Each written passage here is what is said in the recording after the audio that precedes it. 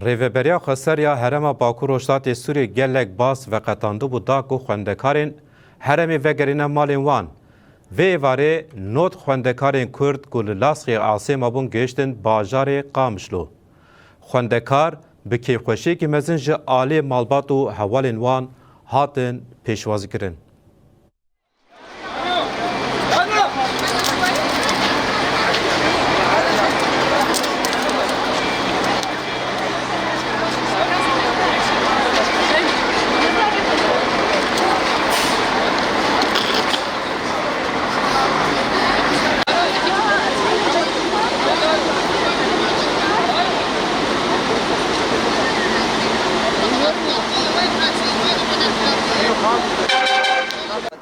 تماشاوان نیجا ایرو تنه نوت خواندکار گهشتن بازار قامشلو گهشتن بازار خوا با اوله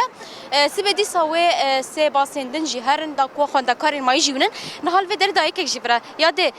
چاوی باشن ساغ بربی ناطقیه بو کچکا بریم بو ایرو گهشتی بشی چند روزان چاود بشن چه دبیجن هستین وقت والله لا فيروس تشارج ام وقت بيجي ام سر اعصابي خبو وام نرادزان والحمد لله بايرو قيامه